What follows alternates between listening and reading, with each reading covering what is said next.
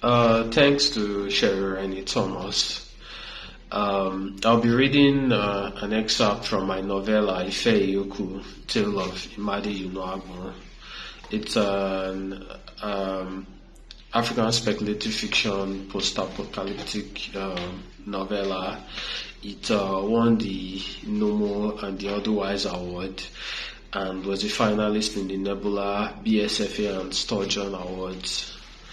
It was published in the Dominion Anthology, edited by myself and Zelda Knight. It won the BSFA award. So I'll be reading an excerpt from the novella. Morocco and Imade walked to one of the huts to inquire of Omenga the Wise.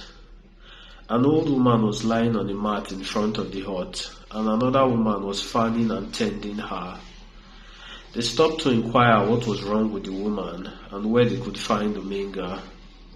The woman on the mat reared up suddenly, her old wasted hand clawing at the sky.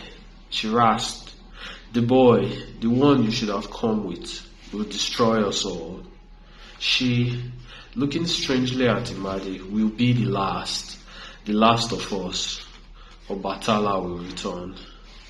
Her head fell back into the mat and she resumed her former position, as if nothing had happened, as if she had not seen them. Morocco was alarmed, but when he looked at Imade, there was only solemnity on her face, but no sign of worry over the woman's words. Imade said, "I am a healer. Can I help her?" "No," said the woman tending to her. "She is a seer and is merely facing the affliction of the mind. It comes to all seers when they use the sight too much or peer too far into the other side. It is not a thing your healing can touch. She woke a few days ago after a dream and laid her mat here saying she had a message for you. She was greatly distraught at what she saw and kept trying to use the sight to glimpse more. She eventually fell into this state today. But before she did, she said to leave her here till you came, and she would deliver the message when you did." Morocco shifted uncomfortably. Questions lingered on his lips, but before he could ask them, the woman tending to the sick woman was talking again. "The house of Omenga is the last house by the road, behind the house next to ours. It is just as she said. Before she entered her present state, she told us that you would inquire of Omenga." When they got to the hut of Omenga, he was sitting outside, tying a wrapper on his waist, with white chalk drawn around his left eye.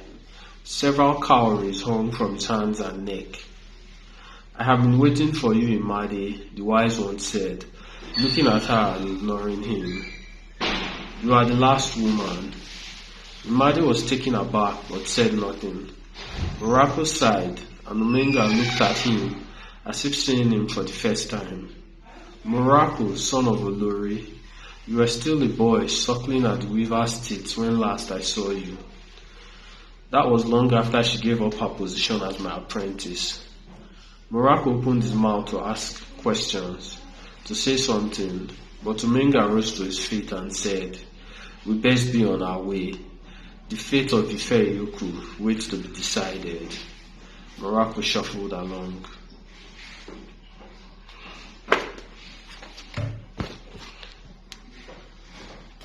So yeah, thank you.